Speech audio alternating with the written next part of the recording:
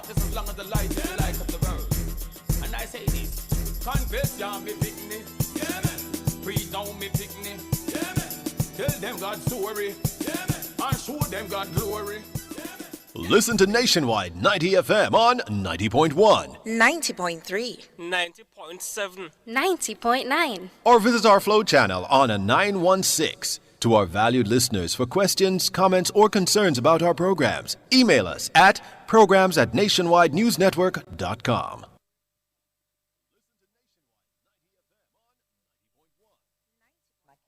Or Minister of Local Government and Community Development. We also have Minister Vaz here with us, who's going to give you some very critical updates. We also have Minister Matthew Samuda with us, and we will also have Minister Floyd Green. We have our reps from ODPEM 2 and Met Service will be coming up shortly to give you an update on where this storm is. I know there's a lot of fatigue. This morning I had one person call and say that they're just suffering from a lot of anxiety, because usually we know a hurricane comes after a few days. You know, you see the hurricane. We've seen this hurricane just linger. And so I know there's a lot of stress. And so we say to you, listen to these ministers, listen to the official sources, and we are giving you the best information we can so that you and your family can be safe. And so we're going to start with Minister Vaz this morning, who's giving you some critical updates. Good morning, Jamaica. Not sure how good the morning is, but we are here alive and well, so we give God thanks. So everything else remains based on the two last updates that I gave yesterday and the day before, save and except for 4 areas of my portfolio responsibility. Let me start with the airports.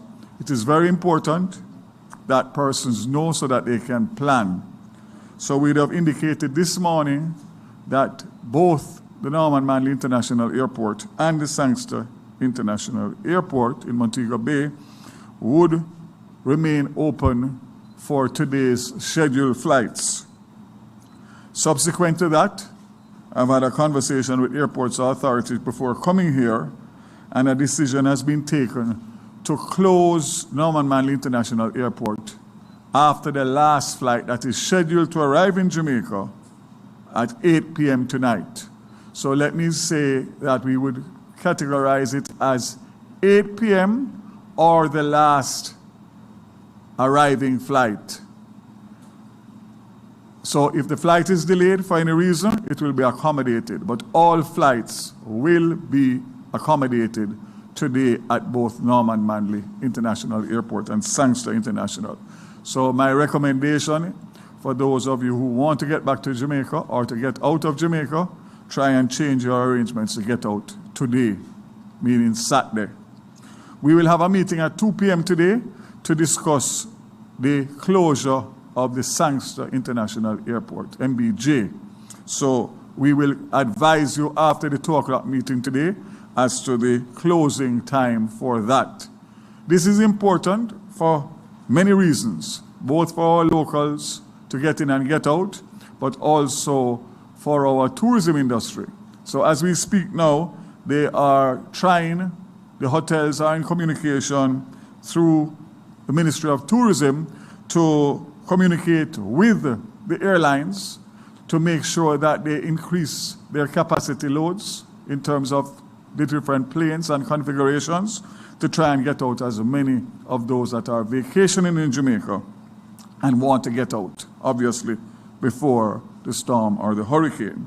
So that in itself will bring clarity, and I hope that this message will go out far and wide.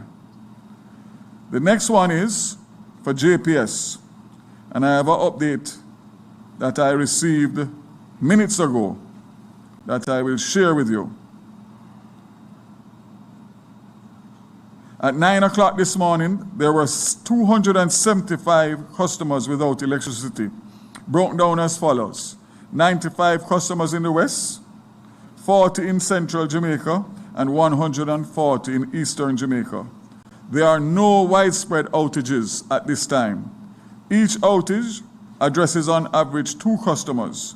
The major cause of outages are trees on lines due to the high soil saturation levels. Approximately 550 persons are positioned and responding. This includes JPS employees, local contractors, and overseas line workers, for which I can confirm that 71 are actually in Ireland as we speak, which is a big difference from Hurricane Beryl.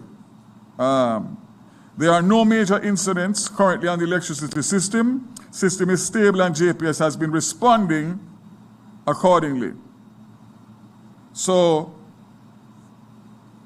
as of right now, we have a stable electricity supply, and basically the number of outages as we speak on the eve of a storm or a hurricane is actually lower than when we are not in this mode. So I'll keep the country updated fully on that.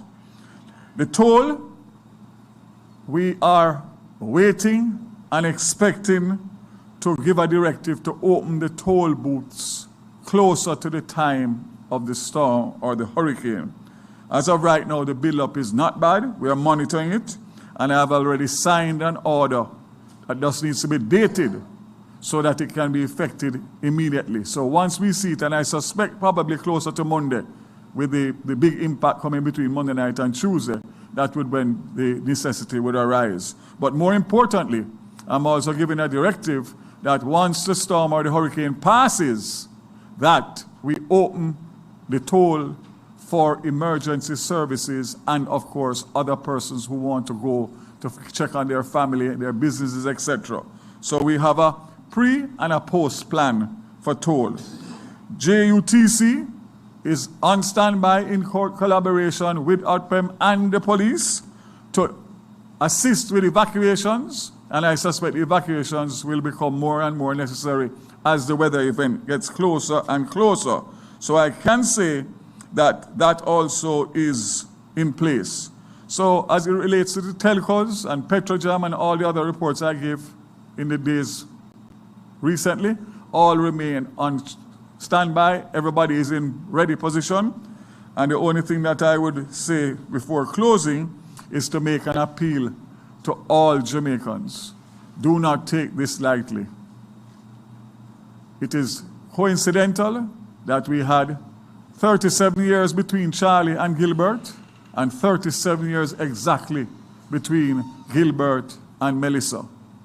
Those of us who are around for Gilbert know exactly what, but there's many that did not experience it. So I'm saying to you, safety is priority, and being smart helps a lot. Don't make foolish decisions. Don't make stupid decisions, like coming out in the middle of the storm to see what's happening. Please, I'm making a special appeal because we are in a very, very serious time over this next few days, and we need all Jamaica to band together, and most importantly, prayers up, up, up for every single Jamaican and Jamaica, land we love. God bless Jamaica.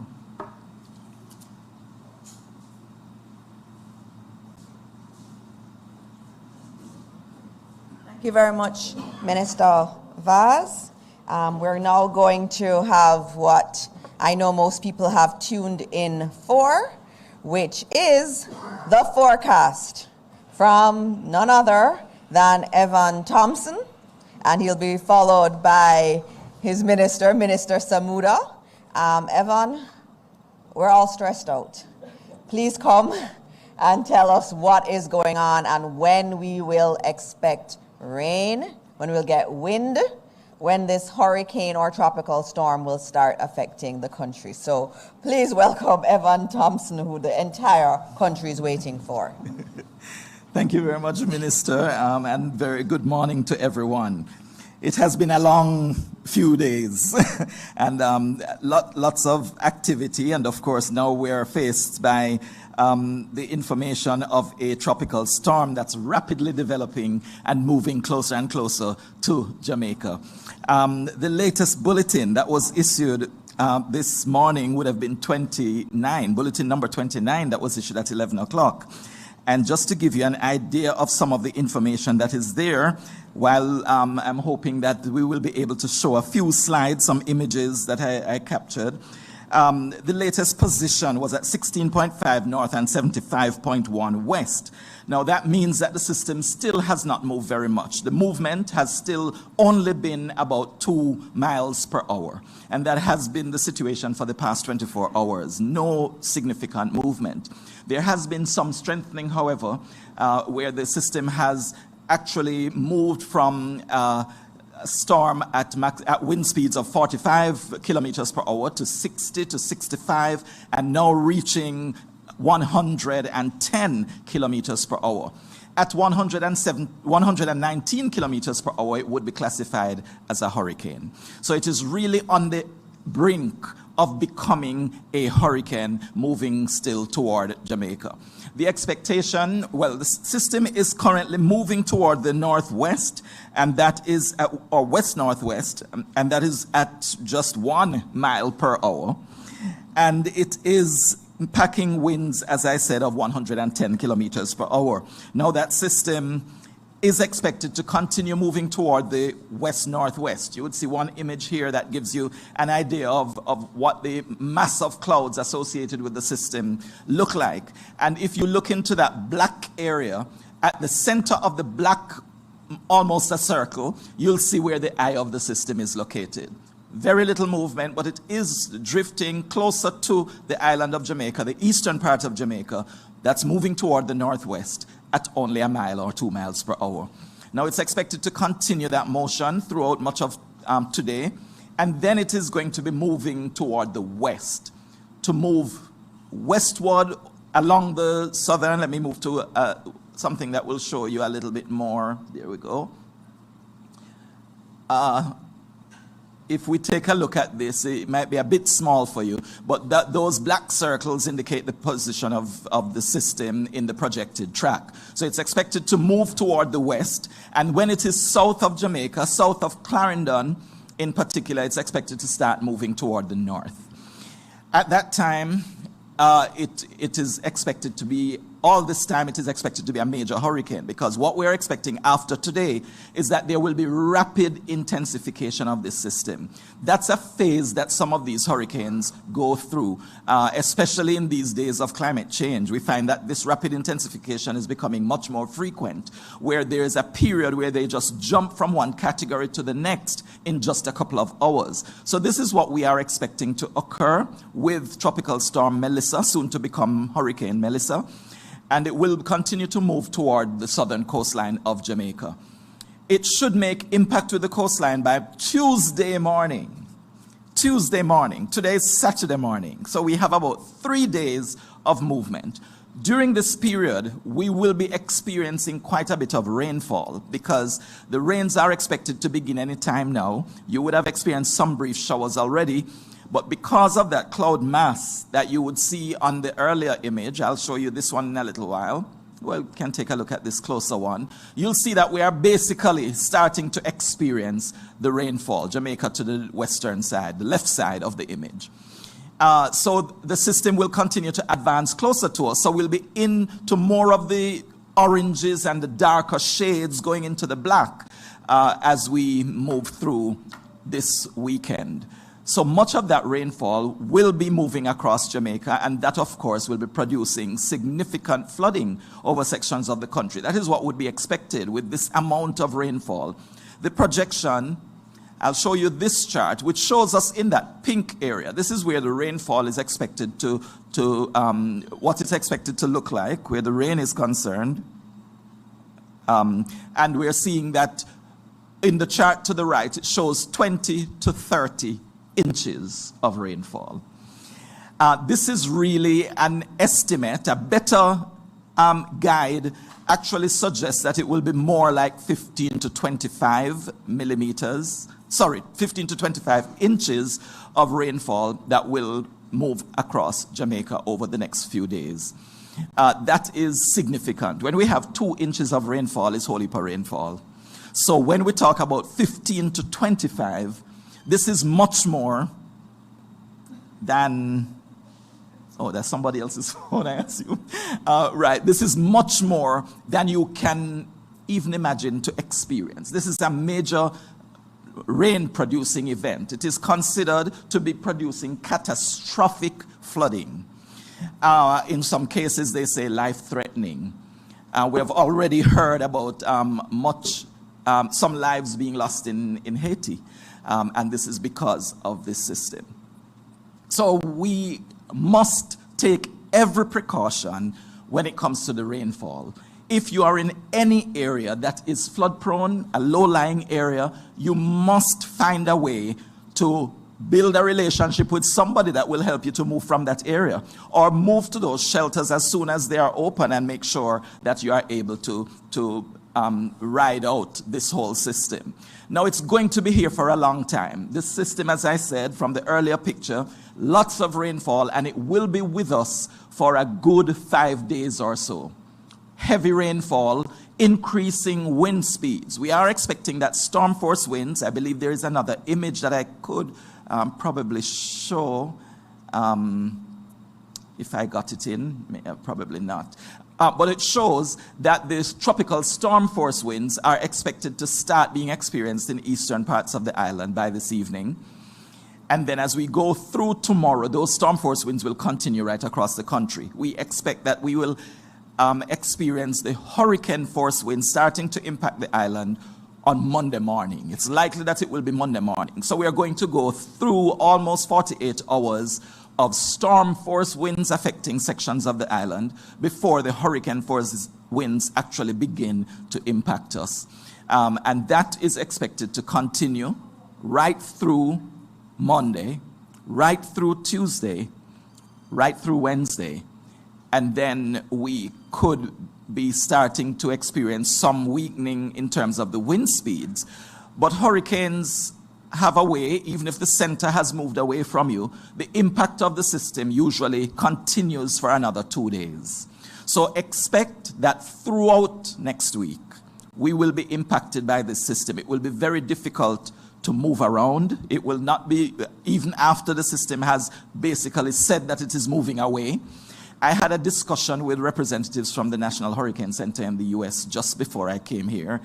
And they were saying that the kind of rainfall that we're experiencing, that we will be experiencing, is going to prevent us from actually even doing some of the usual activities immediately after the system center moves off the island. We're going to be prevented because of blocked roads, because of landslides, because of the amount of water that remains over the country, that it's going to be very difficult to move around, assuming that all of this pans out the way that is being projected at this time.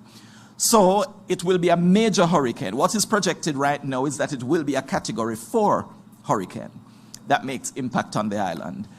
It will likely decrease as it moves toward the north coast, but a Category 4 hurricane is more than we have experienced before moving across the island. Gilbert was a Category 3 hurricane when it moved over Jamaica. It became Category 4 when it was heading to the Cayman Islands.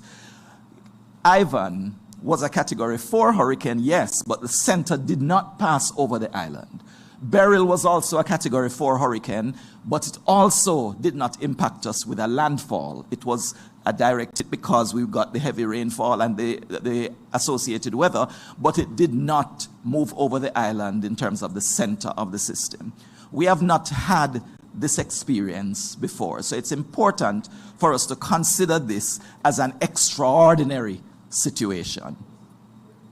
As you can see, the center is expected to move off the island later on Tuesday, but the conditions are expected to linger even as the situation, as the center or as the hurricane itself starts to move even over eastern Cuba. We will continue to experience spiral bands from the system moving across the island. Those can produce more torrential rainfall. Lots more of the flooding is likely to take place even after the eye of the system has moved off the country.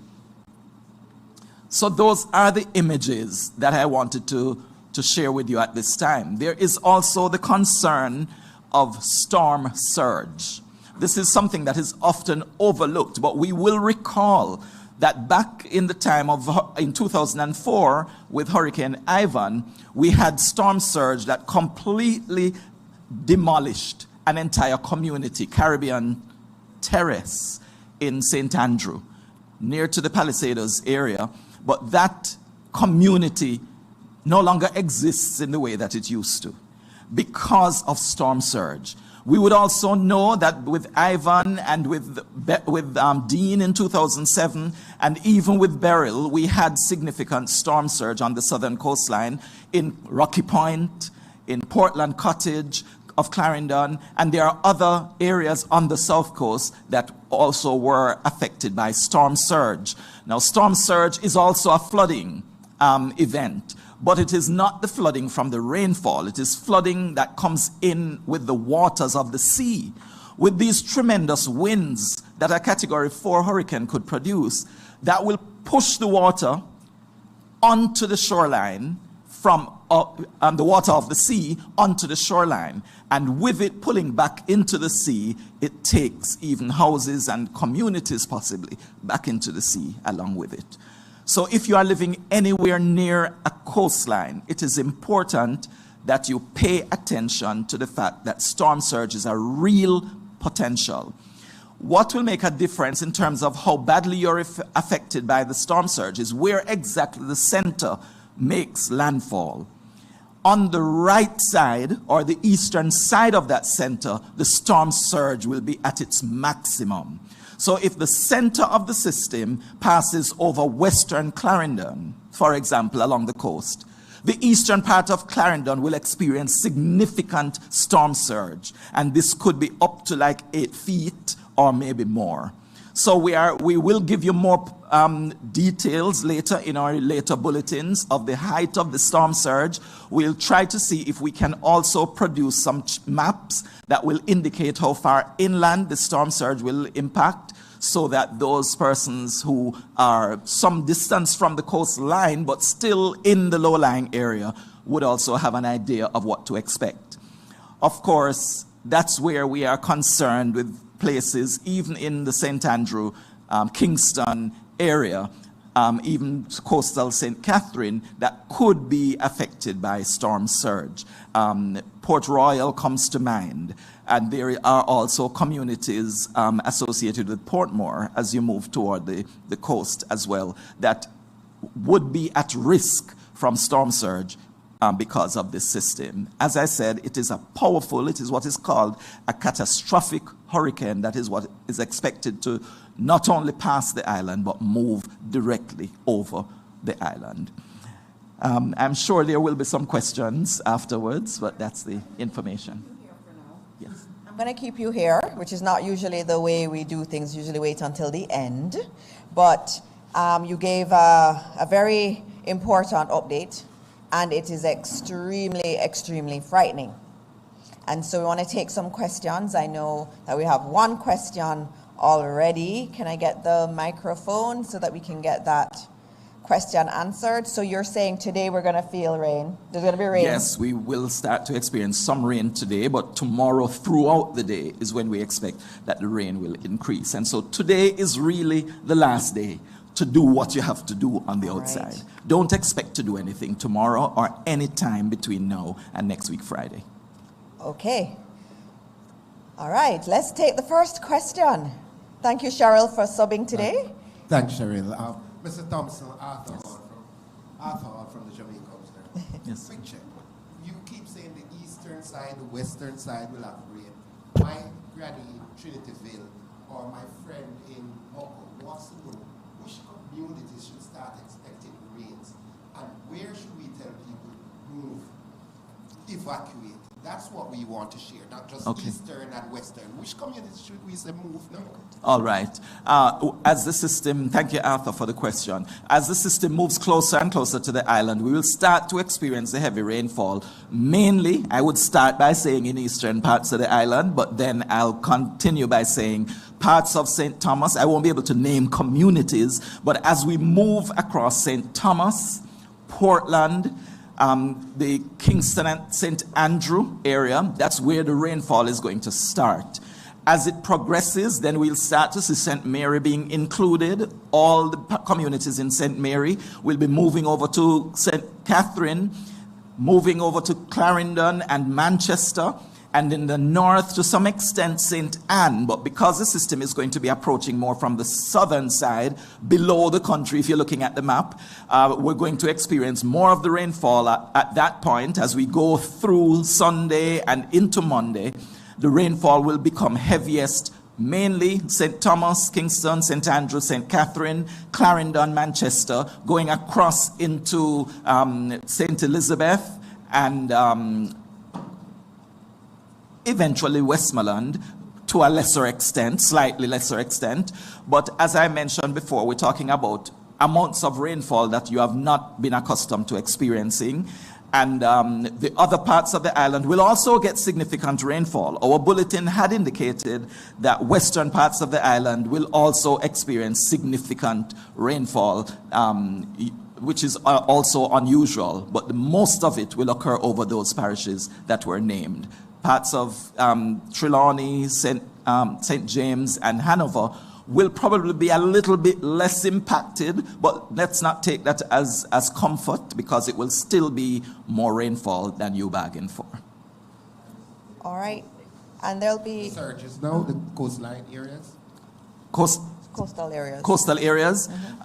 Yeah, in terms of the storm surge, for the storm surge coastal areas, we are expecting that parts of Clarendon, St. Catherine, Kingston, St. Andrew, and St. Thomas will be most impacted by the storm surge. So the coastal areas of those parishes should be really watching. I understand that our fishermen have for the most part moved in. People are commenting that they're seeing all the fishers coming in, and I take that as a good sign. Hopefully they are securing their vessels and making sure that they would be able to ride out the storm at home. All right, thank you very much. Was there any other question we had at this point for Evan? Okay, here we are, Nationwide. Yes. Morning, Mr. Thompson. Morning, everybody. Mahiri Stewart, Nationwide News. I've heard a lot of warnings being given to persons that are in low-lying areas, but are persons in high areas also at risk? And if so, what should they do? Of course. Thank you for your question, Mahiri. The hazards impact different areas in different ways. But if you are living in a hilly area, there is the landslide hazard that is a real possibility, is an eventuality. It is going to occur. We're going to have landslides, and some areas are well known for land slippages. Others might not be as well known, but because the soil is already basically saturated and with the extent of rainfall expected, we're going to have more communities along hill slopes, steep hill slopes, that will be impacted by landslides. The matter of the wind is usually increased over hills.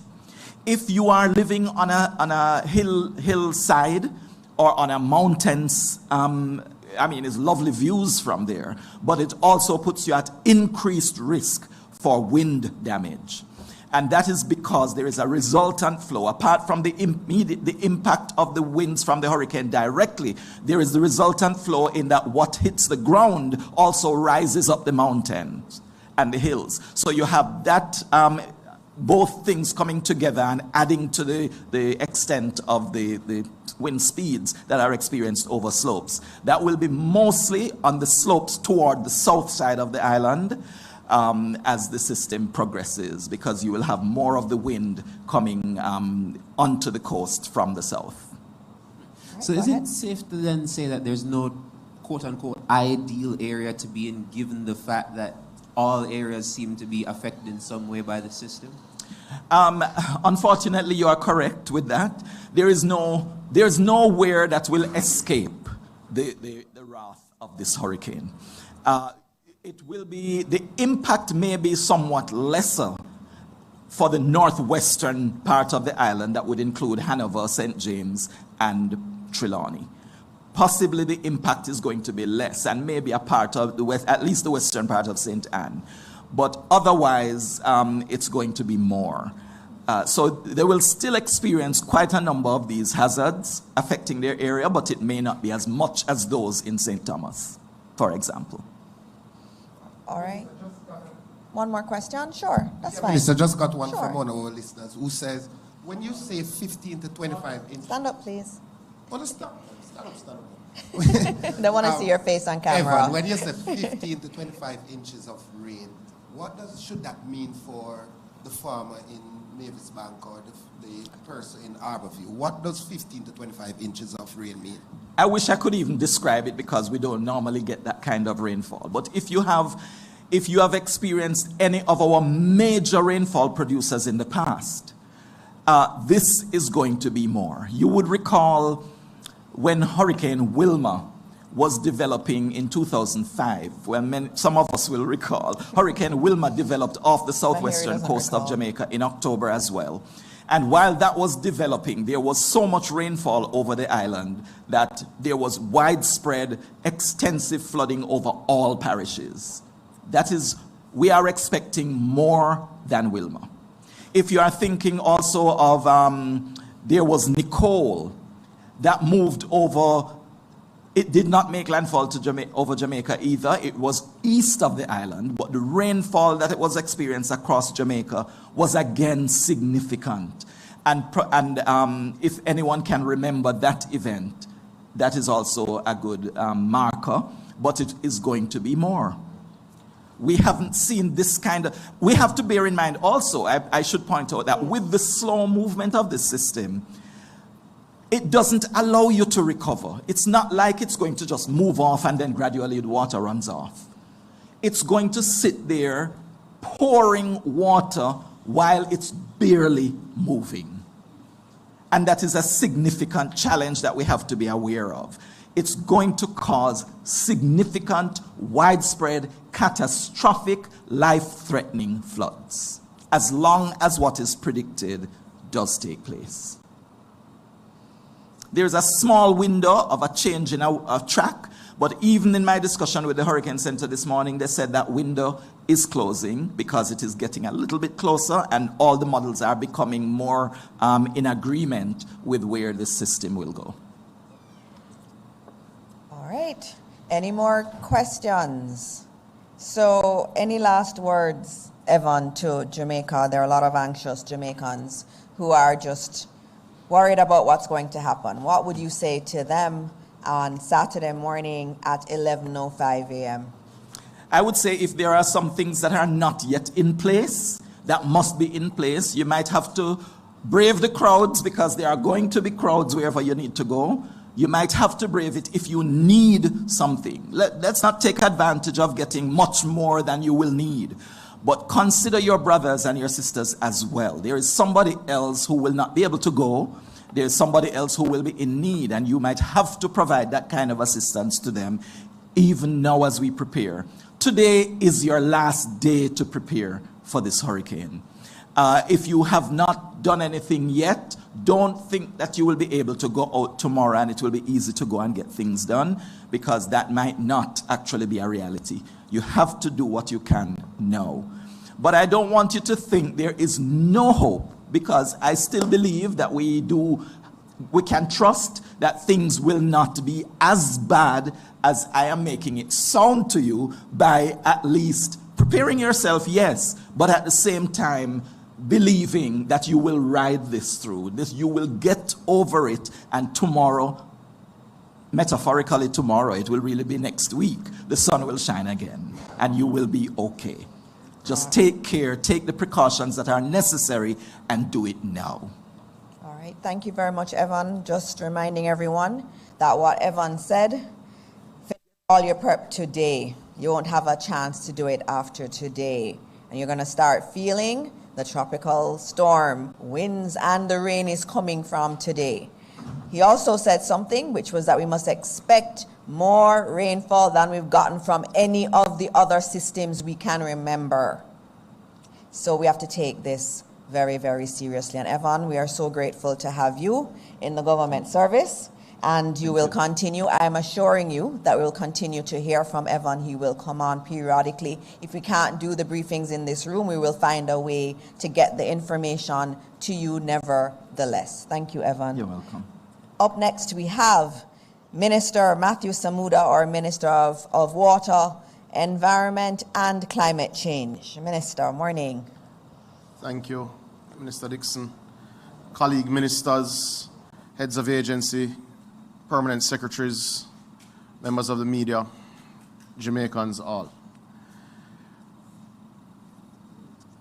We started the very first press briefing, Minister Dixon, by saying that it was not time to panic, but time to prepare. Well, Jamaicans, it's still not time to panic, but the time for preparation is running out. From that perspective, I want to not thank Evan for his words, but thank him for the hours that he and his team have been putting in, certainly over the last 2 or so weeks, in monitoring this critical weather system. The Met Service is operating 24 hours a day, as it always does, but operating at full throttle to ensure that the information that we all need to prepare and to plan is indeed made available. But to Mr. Hall from the Observer's question, let us not have anyone in Jamaica, in any corner, think that they will escape effect. Let us be clear with every Jamaican that this is a large, slow-moving, dangerous storm, and that it is in your interest to A, listen to reputable news sources, B, ignore sources that are proven to be misinformation on a regular basis, and to tune to those sources that we have told you about before, so that you have the accurate information in a timely fashion that allows you to plan and take the appropriate action. These sources, as we have said, Minister Dixon, are the JIS through the Ministry of Education and Information, certainly the Ministry of Local Government and ODPEM, the Met Services channels, the Prime Minister's channels, the Office of the Prime Minister's channels, the Ministry of Water, Environment and Climate Change channels. Stick to official government sources and reputable media houses for your briefings and for your updates as to the state of the storm, because it is a slow-moving, very wet, very dangerous storm, and we all know the areas that are affected by flood, by land slippage, and certainly that are affected because of being marooned when they are cut off because of trees falling. So stick to the reputable sources. Beyond that, I want to update the country that NWC's emergency protocols are now all in place. We have taken an additional step from the updates which were provided yesterday. We have moved to secure power supply additionally for our loading bays, for our trucking services. We have also moved to secure accommodation very close to our loading bays. Officers who will be needed to be in place so that trucks can immediately start to move once we have the all clear from ODPEM to start distributing water, even while we turn on additional systems. Now, as we have said in the past, priority is given to hospitals, infirmaries, and indeed places of detention, and of course places of safety for our children, because that is where they are unable to help themselves in a particular way. But we can assure you that what we have updated is indeed in place. The steps we have taken for power supply, we believe, make us more resilient, certainly than we were a year ago, and we will continue to build on that resilience. But now is the time, as we believe we're wrapping up our preparations for the event. As Evan has said, we expect to start experiencing storm conditions this evening. Sometime tomorrow, we will close off our intakes so that we reduce siltation in our reservoirs and major storage areas, so that we're able to restart the systems as soon as our energy supply turns on, either the temporary energy supply or JPS. This is a serious storm, but we are working with our international partners, certainly through the National Hurricane Center, who coordinate their information through the Met Service to give you the information that you need. We can confirm that we're working with all of our local partners also to make sure that we're able to respond to need for urgent water supply immediately after the storm, Minister Dixon. So with that, I will take my leave and head out. Thank you. You can't go yet. We have a meeting after this. But up next, we have a very important update from a very important minister, Minister Green. And agriculture is the backbone of this country. And as you heard from Evan in terms of the amount of rainfall that we are expecting there is a threat there, and also our fisher folk have been listening to you, Minister, and we thank you for your guidance. We see you out there doing the work. We see you all over St. Elizabeth and also briefing farmers. And so this morning we get to hear from Minister Floyd Green on his efforts and the efforts of his ministry. Minister.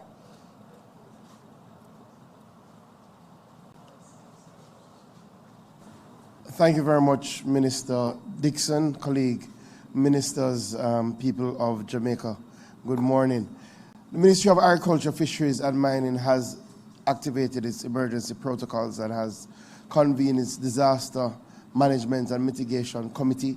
Our first phase has been to issue various advisories to our farmers and fishers around what to do in the event of this storm. Clearly, we now see that as the week has gone on, the storm has strengthened, and it appears based on the forecast we are certain to get significant rain and significant wind. As such, we've been saying to our different types of farmers to take necessary precautions. Firstly, for them to be out there harvesting if they can. We have been working with a number of our farmers, our fruit farmers, our pepper farmers, to harvest what they have, to work with our agro-processes to provide those items so that they can minimize their losses. Additionally, we've been saying to our livestock farmers to ensure that they have sufficient feed for their animals, ensure that they have sufficient clean water for their animals. If the animals are in a flood-prone area, move them to higher ground. It is very, very important that they act now, especially in relation to preparing silage so that the animals will have feed during the storm. We've sent out advisories, and our RADA teams have been out in the ground. Literally, our extension officers have been visiting with farmers, saying to them, put these precautions in place.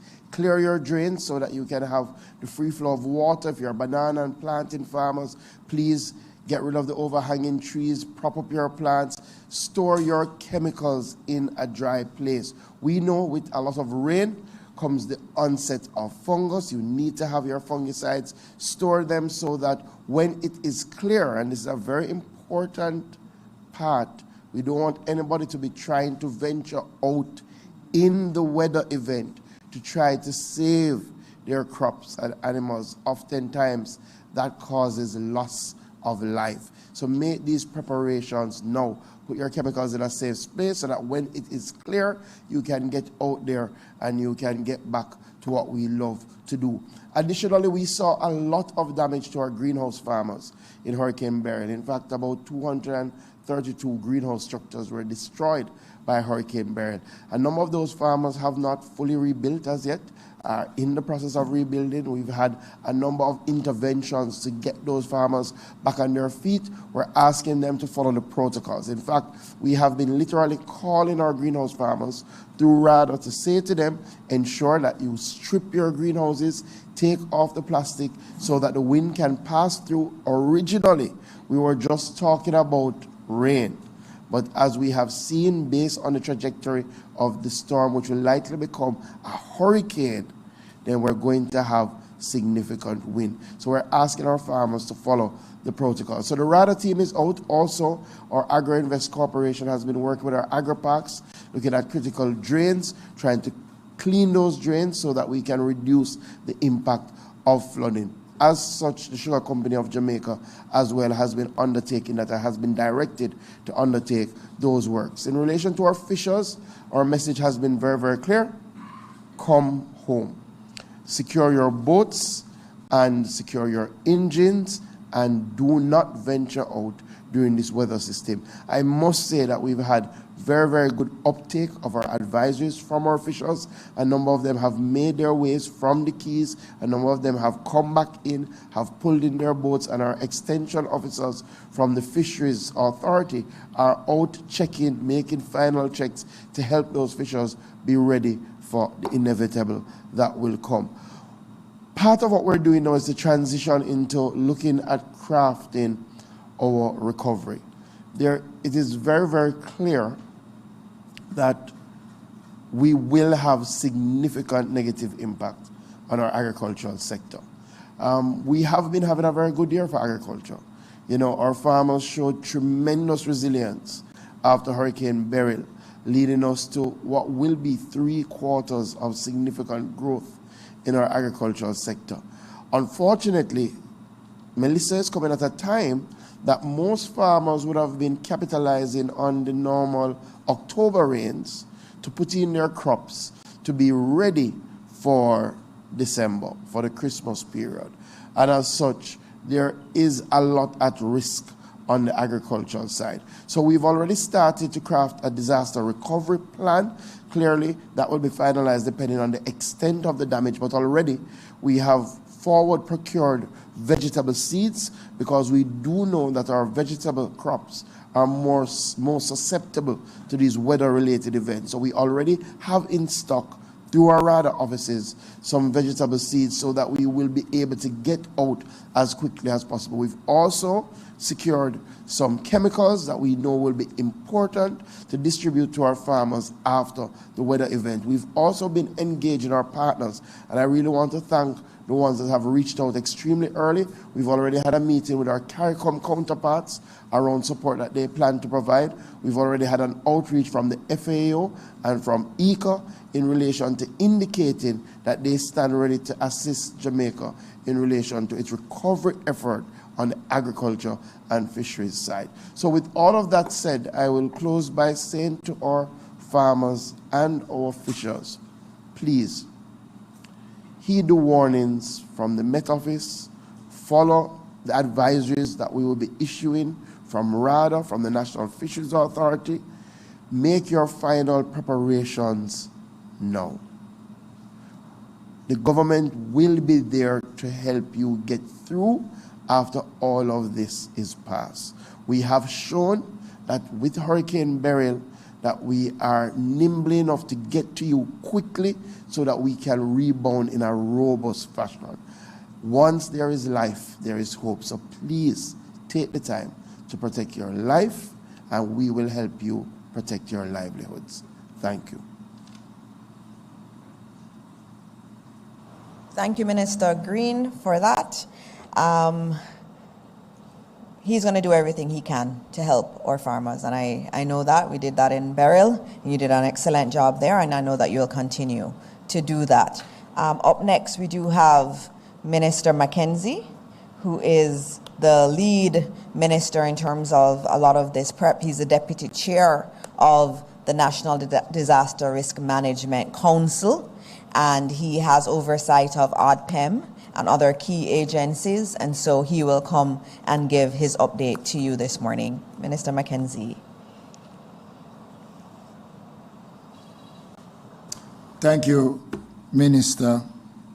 First of all, let me commend you on the excellent job that you have been doing since we started this series of press briefing, and to my colleague cabinet ministers, especially Minister Semuda, for carrying most of my areas over the last couple of days. And one of those days got you into some problems, but you were good enough to get out of it. Today is a day that many of us is contemplating as to what the outcome starting today will be.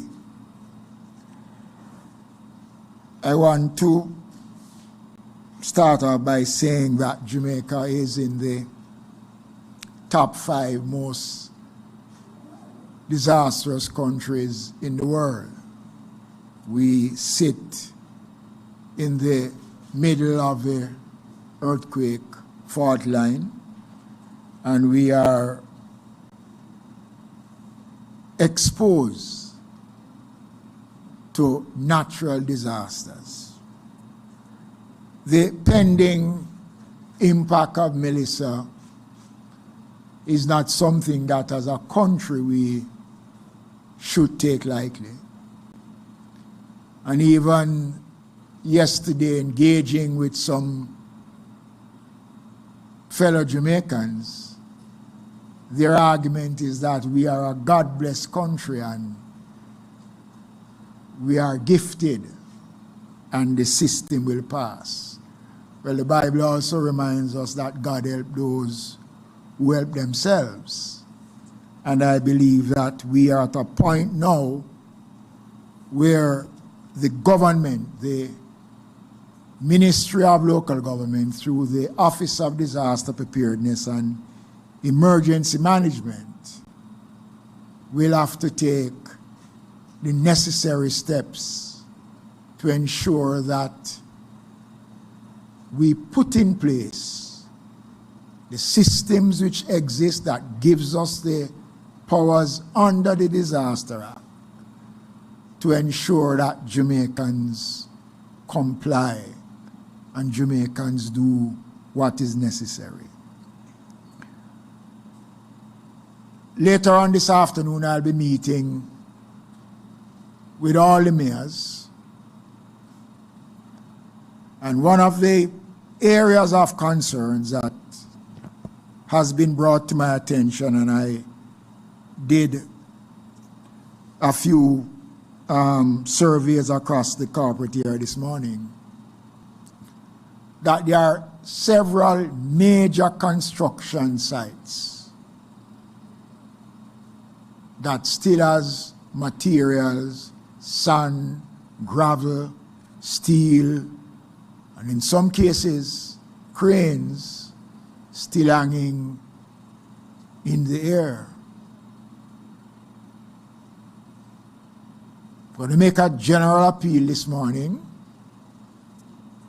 to all construction sites, not just only in the corporate area, but right across the country, that they must start to take the necessary steps to remove cranes, steels, sand, blocks, which will only contribute more to the blocking of our drains and can have devastating effects on individuals, people's property, and can result in extreme damage.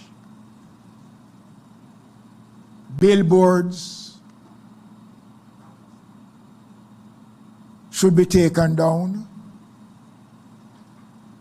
And this is the work of the municipal corporations.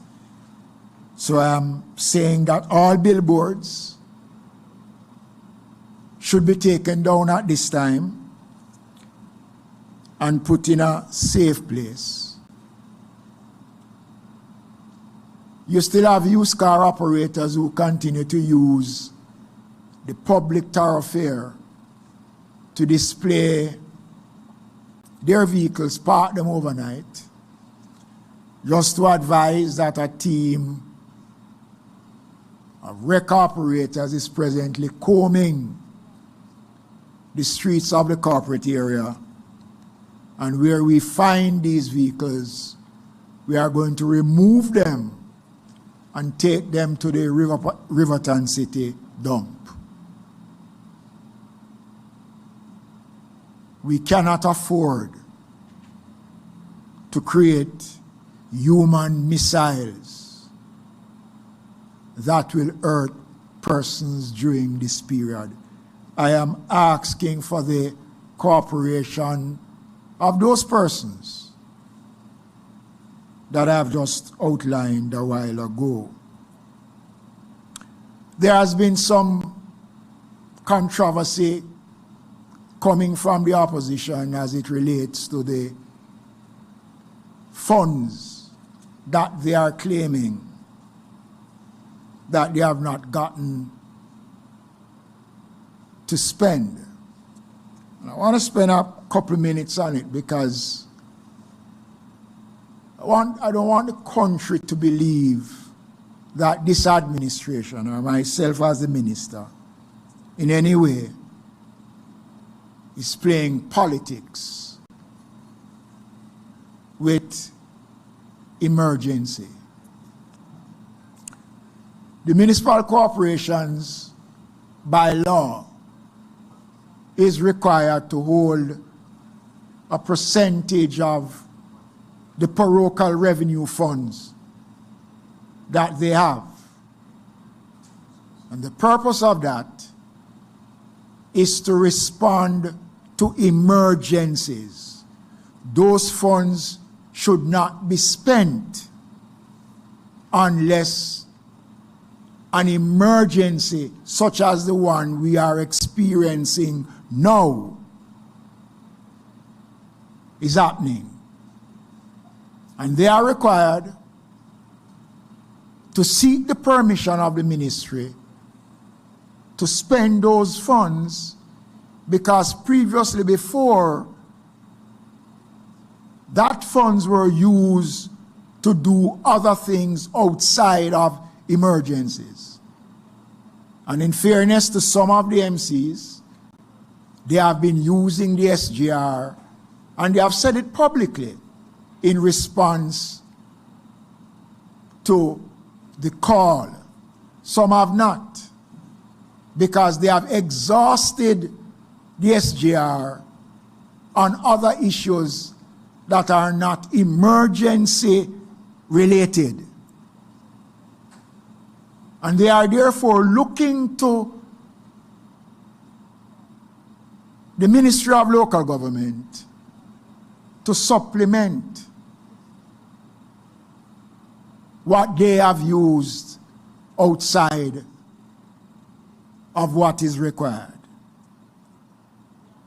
Funds have been earmarked. They were advised that they could use 2 months of the parochial revenue funds for drain cleaning.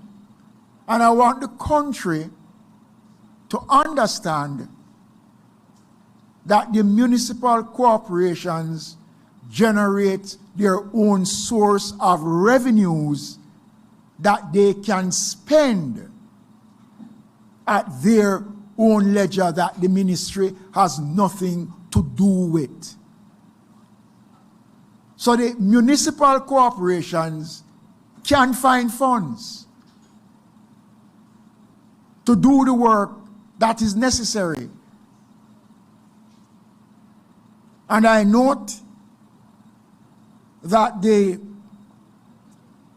opposition have mentioned that based on the survey that they did, all of the municipalities have said that they are not in a position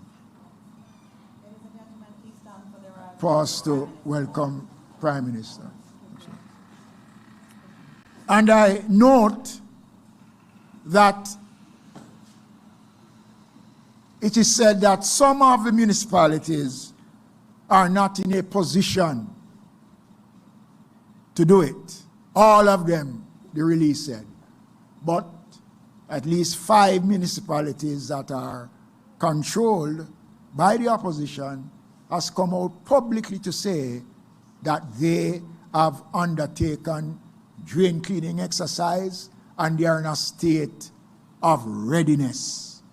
I want to say to the country this morning that this administration takes seriously the question of our preparedness for disaster, and we will work across the board to ensure that we provide quality service to the people and to ensure that the people's business is taken care of. So let me repeat again that the municipal corporations are in a position. There are 13 levels of fees that they are collecting, that they have control over those 13 layers of fees. The only ones that is controlled by government in terms of the Ministry of Finance is the PRF, which is a proceeds of the revenues from motor vehicle licensing and fees, which we get 66 1/3%. And on submission of your program, the funds are released, and the determination of the amount that the MCs get is not determined by the Ministry of Local Government. It comes directly from tax office. They get property taxes. They get trade license, which are a significant amount of revenues. So they are in a position to do what is necessary. I'd like to therefore now touch on two critical areas of our preparedness as we get deeper into the hurricane. Already, I would have written to the Most Honorable Prime Minister on the advice of the Director General of ADPEM under the Disaster Risk Management Act to make a declaration which the Prime Minister did yesterday. Jamaicans, there is another request I'll be putting in writing to the Prime Minister for his consideration. That based on the extent of the system, there are vulnerable communities in Jamaica that it is advisable that persons do not remain in these communities during the passage of the hurricane. Provisions are made in the Disaster Risk Management Act for compulsory evacuation. Places like Rocky Point in Clarendon, Taylor Land in Bull Bay, New Haven, Riverton City, and many other communities that will be affected, where lives will be threatened. I will therefore be writing to the Prime Minister based on the recommendations of the Acting Director General of ADPEM that we take those steps to advise those communities of the intent to declare this order. But I want to make an appeal to persons who are living in these communities. Port Royal is one such community. That is of concern, that you can start to make arrangements to move and go and spend time with relatives and friends. It is in your interest that this is done. And I want to say this, and I have to speak, Prime Minister, because this is how I am.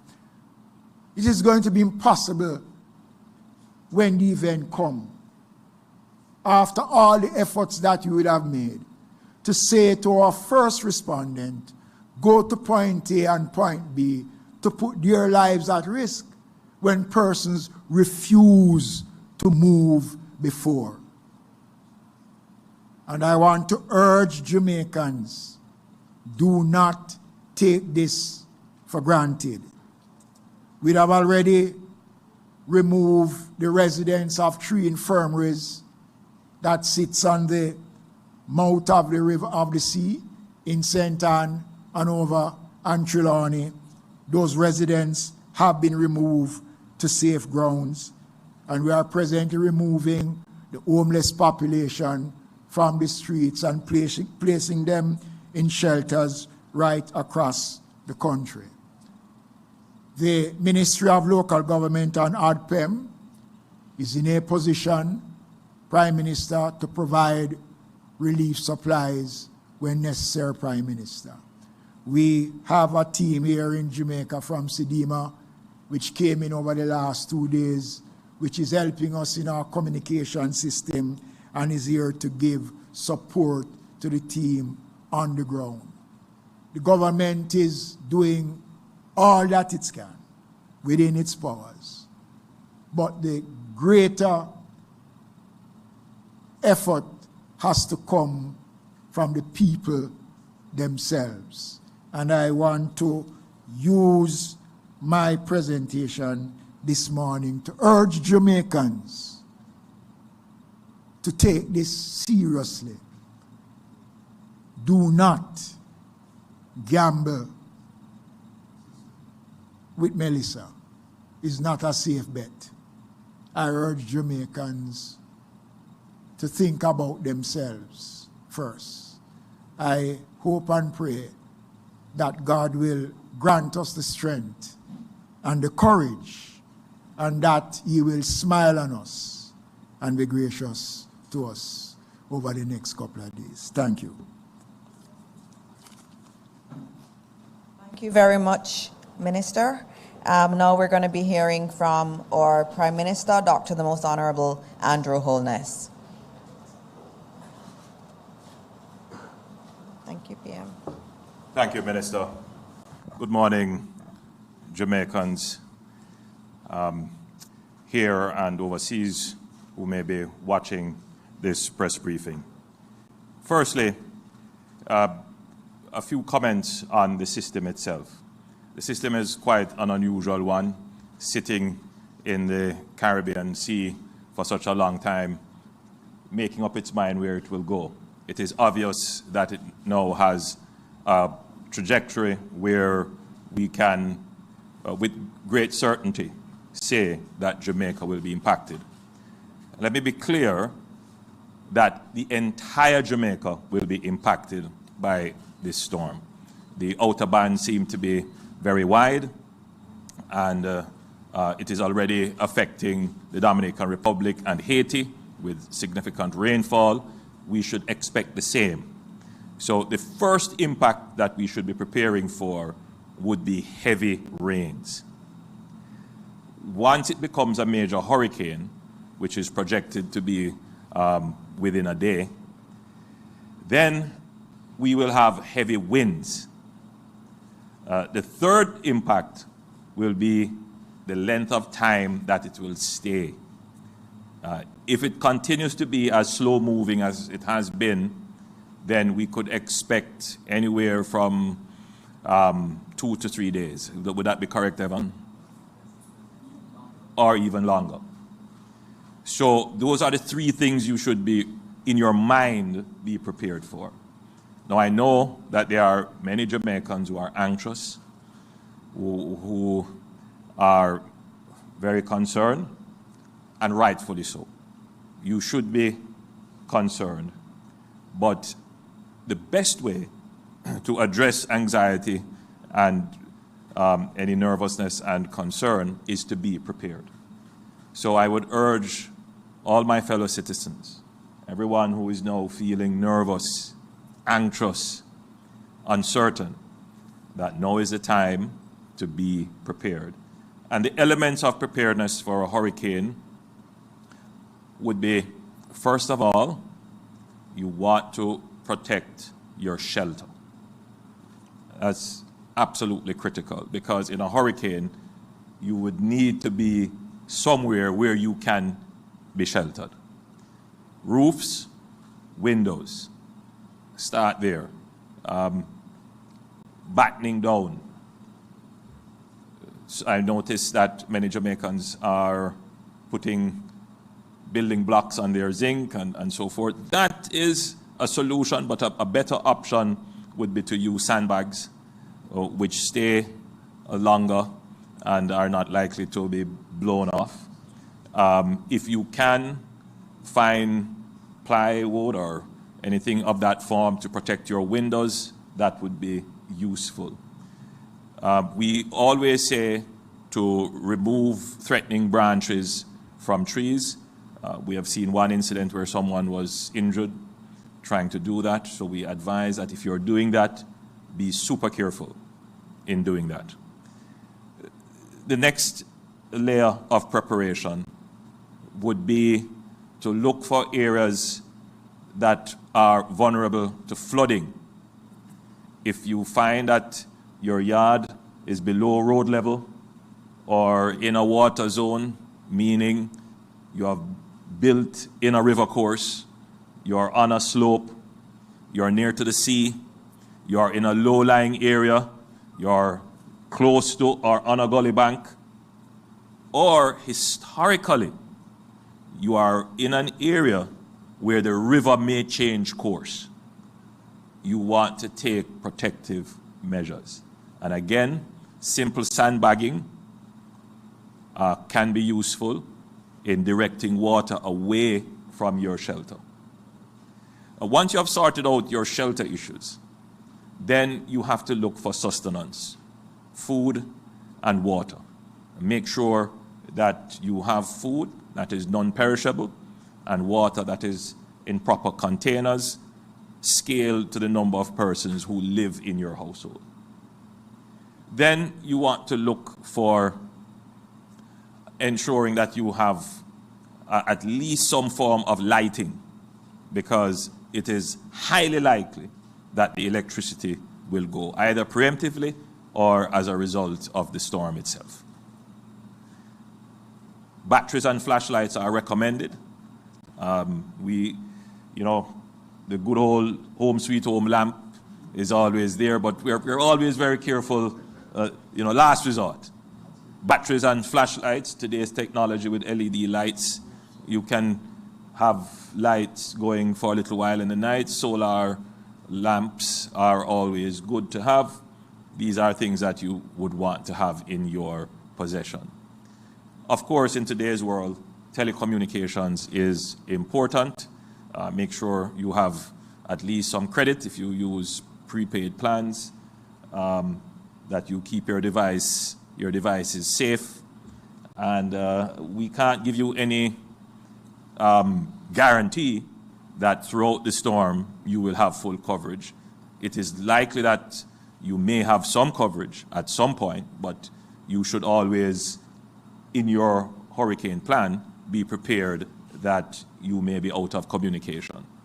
But nevertheless, keep your instruments safe. Don't let them get wet, so that at least if the signals were to come back, you'll be able to connect. Now, having done all of that, there is another important thing which we ask you to do. Keep your documents safe. Now, your identification, your passport, any prescriptions that you may need to be refilled, your land titles and all of those things, keep them safe. Keep them in a safe place. Yes, there would be distribution of benefits without the need for identification, but that would be very limited. In fact, in the humanitarian relief and recovery phase, I would say that most, if not all, the distribution of benefits will require some form of identification because of the accountability issues that, even though it's a hurricane, we can't suspend accountability.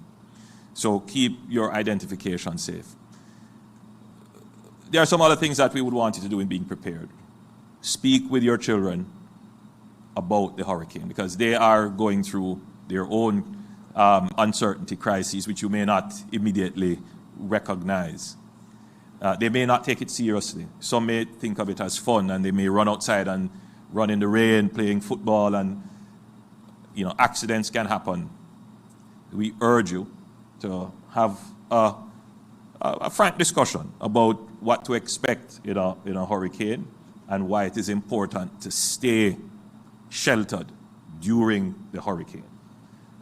We don't want to have any deaths during the hurricane. And an important part of that is to keep your household inside safe. Outside of that, communities are an important response tool to the hurricane. I remember during Gilbert, the community in which I live, everyone came together. And that helped to keep the community safe.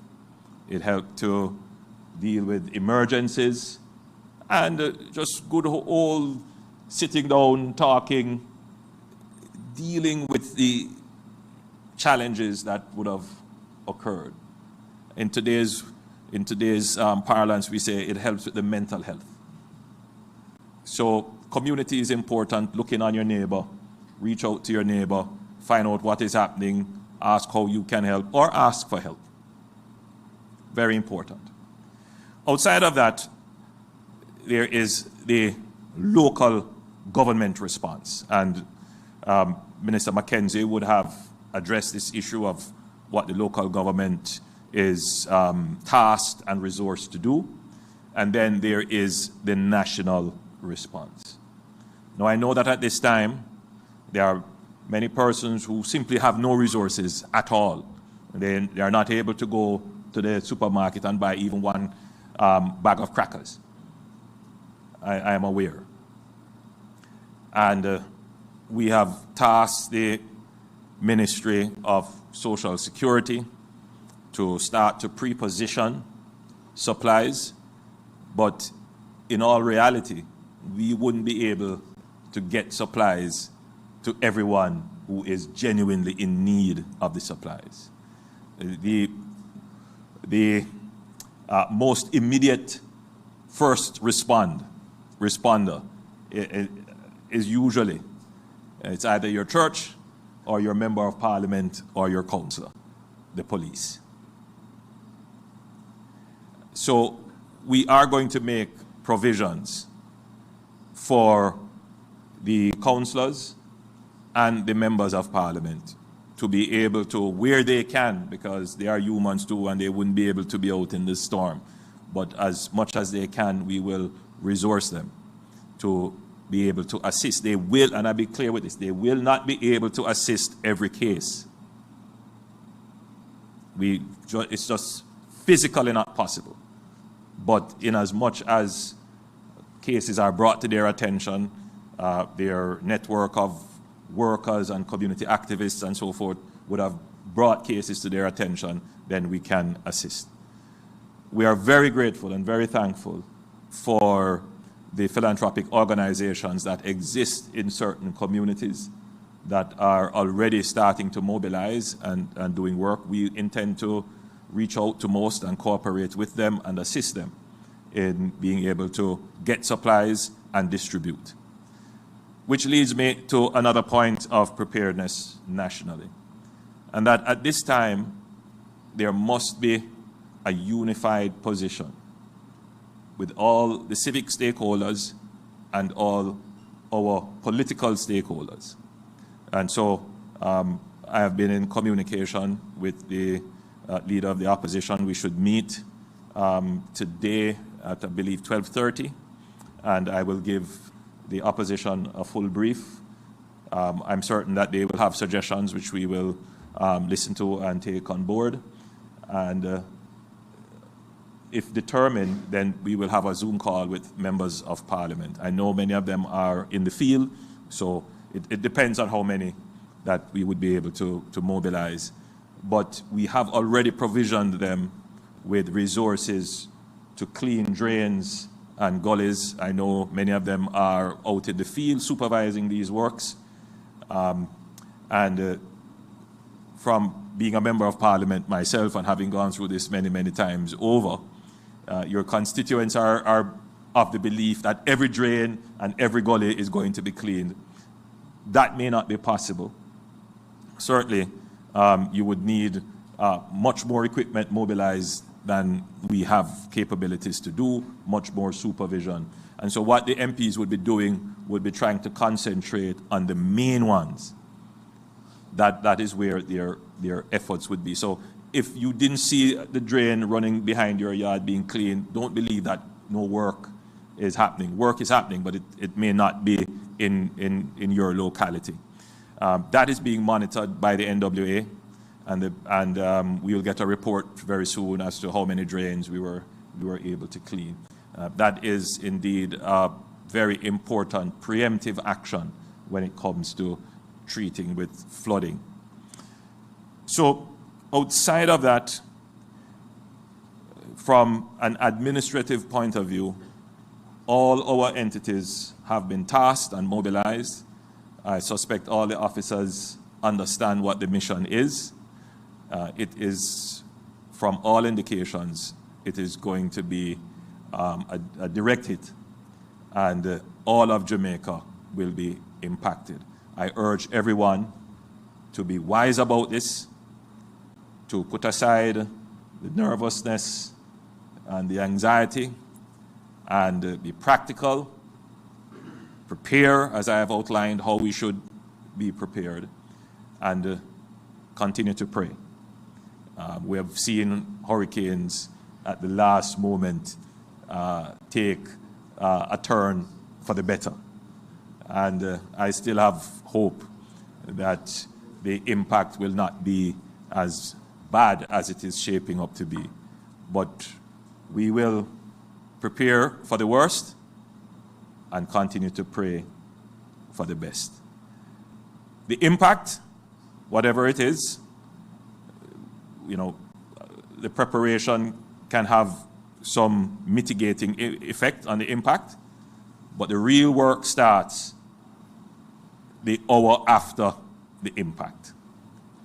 And what we have done in terms of national preparedness is to put everything in place to be able to respond the hour after the impact.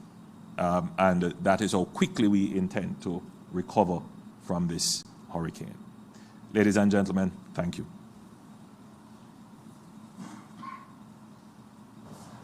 Okay, thank you, everyone. You would have heard earlier from Minister Vaz. You also heard from Minister Mackenzie, Minister Green, and also Minister Samuda. If you have any questions, and Prime Minister just closed out, and I see the Observer has the first question. Good morning. Good morning still, Prime Minister. A quick one for you. You speak about the recovery. In your administration had started a cat bond with the World Bank with about US $150 million. Not sure if Hurricane Beryl triggered that catastrophe bond, and is it still in place? Still in place. Still in place. Melissa? Still in place, yes. And how will we trigger it, PM? No, I hope it's not triggered. As I stand here, I don't want it to be triggered. What triggers it? Yeah. It is dependent on the level of damage. And I think it's also dependent on the wind, the wind category. Mm-hmm. So we are hopeful that we don't have significant winds, which would translate to not having significant damage. All right. Nationwide. Morning, Prime Minister. Morning to the room again. Given we spoke with Evan Thompson earlier, he was telling us that different places are at different risks based on their characteristics. Persons in hilly areas might be susceptible to landslides, those in the coast might be susceptible to flooding. Given that we have MPs in here, the question to all the MPs would be, based on the characteristics of your constituency, are there any special warnings you want to give to the constituents in terms of areas that may be susceptible to a different type of damage compared to somewhere else? Are there any specific instructions? Yeah, I mean, so I don't want to call out areas. I usually leave that to the technical persons because I don't know all the areas. But let's take Port Royal, for example. So Port Royal is a low-lying area. Just the nature of that peninsula would leave it vulnerable. And we ask the persons there to take precautions. I would have come in at the tail end of the presentation of Minister Mackenzie. And I can understand the reluctance of persons who are attached to that community and attached to the land. They don't want to be displaced, and they want to be able to protect their assets. But my advice to them, because it's no advice, I'm awaiting the minister's recommendation for it to become a compulsory order to relocate, to evacuate. I would advise them to, if they don't want to go to a shelter, because a shelter would be open, and I believe the shelter, Minister Mackenzie, would be the arena and Windward Road Primary. I would recommend that they make contact with family and make arrangements to stay with family. That's one area. The other area would be Rocky Point and the general Portland Cottage area. Those areas have historically flooded, even in Beryl. I know the residents there are quite resourceful, and I've seen some do the sandbanking, channeling, and all kinds of other measures. But given not just the severity in terms of the projected wind and rain, but this other dimension of the length of time that it will stay. If it stays very long, then even your best measures could be thwarted by just the duration of rainfall and wind. So I urge every Jamaican who are residing in these vulnerable areas to make plans to evacuate. Now, the compulsory evacuation comes with the provision of transportation. We won't be able to do it in all cases, but in most cases, I would say 90% of the cases, we will provide transportation to move you to safe ground. Outside of that, because the provision of transportation would be halted at a particular point in time, because that would be putting our drivers and buses and other persons in harm's way. After that, we would not be able to guarantee a response until after the hurricane. And so I'm just putting it very frankly, that if you decide to violate an order to evacuate, you are essentially taking a risk with your life. Great. Thank you. Are there any other questions? None? All right. Thank you. Thank you, Prime Minister. Thank you. And thank you, everyone. And I think Minister Mackenzie just wanted to say something.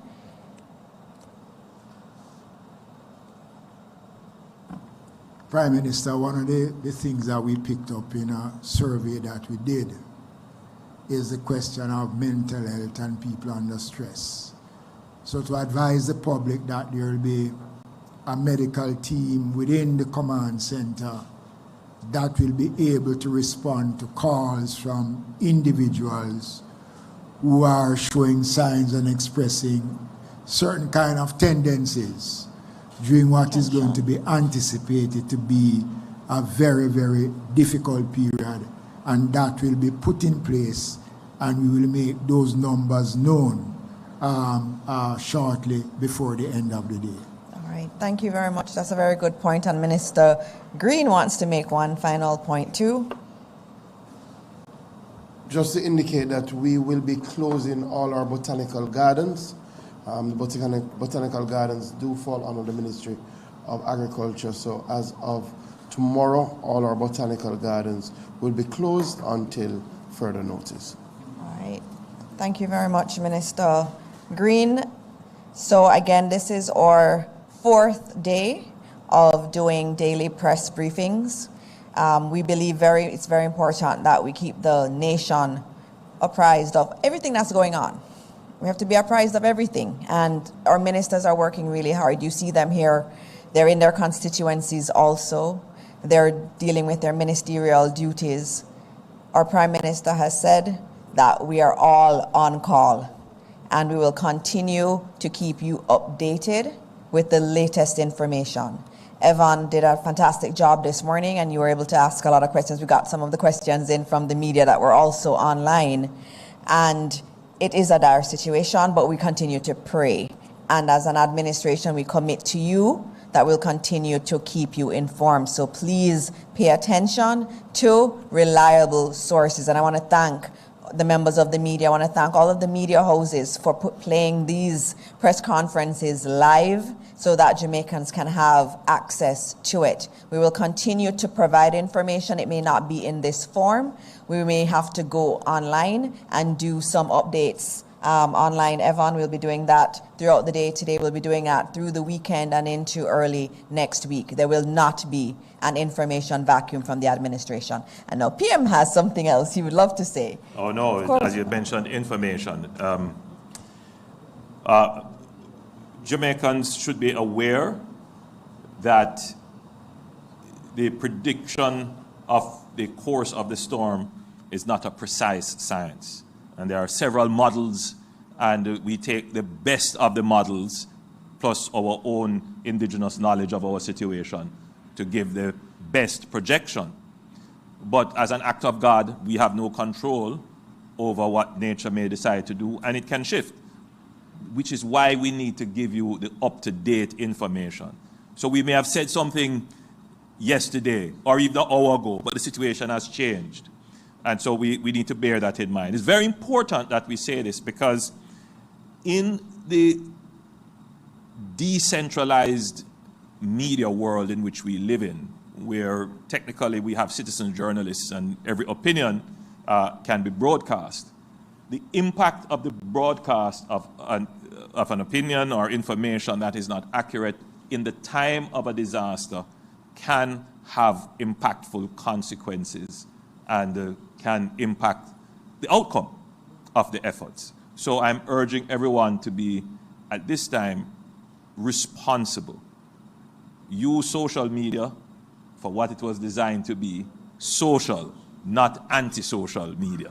So let's use the media for the positive reassurance. Of course, bring to attention issues that may occur, but don't use it as a means to create depression in the minds of citizens. And many persons going through very difficult times now, as I've said earlier, uncertain times, and we need to be cautious of that. Secondly, I did not recall to mention in my presentation that a part of managing the response to the pandemic is to manage trade and commerce, to ensure that our supermarkets, our shops are properly stocked and that our distributors have stocks in their warehouses. I have been briefed by the Minister of Industry and Commerce that the trades have reported that they have sufficient stock to carry us through the initial phase of the weather event and to carry us even during the relief and recovery phase. One of the challenges we have picked up is that because the hurricane has been not so definitive in when and where, persons may have taken actions that would have seen either the closure of hardwares or supermarkets, and so there are persons who still have not been prepared and are finding it now difficult at the last moment. So I'm going to take this platform. We're not going to be using any of the powers that we could use under the RMA, but we're taking this platform to urge our suppliers and distributors to consider keeping their shops and warehouses and supermarkets open for as long as possible to ensure that our citizens are able to get supplies. I believe that we could do this even up to tomorrow early. Evan? Yeah, well, actually today is the last day to do that kind of... Today? Yes, the rains will start by tomorrow. So as long as you can keep your of course, we're asking you to use your discretion and judgment in this matter, but I'm still making the appeal for as long as you can to keep your supermarkets, your shops, your corner shops open so that people can get supplies for as long as you can. Thank you, everyone. Thank you. Is there another question? No. Okay. All right. Wonderful. Thank you all. And as I said, we'll continue updating you. Please pay attention to GIS, Met Office, ODPEM, the Prime Minister's page. You will be getting information throughout today, throughout the weekend, and into early next week. It is a hurricane. It is not something that is an exact science. So anything can happen. It can turn. And so we have to make sure that we know what is happening. So please keep informed, and we will keep informing you. And as always, as we end today, we pray that God will continue to bless Jamaica land we love. Thank you.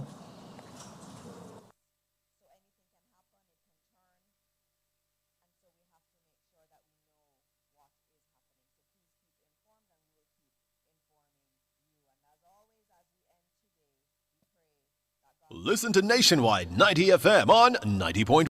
90.3. 90.7. 90.9. Or visit our Flow channel on a 916. To our valued listeners, for questions, comments, or concerns about our programs, email us at programs@nationwidenewsnetwork.com.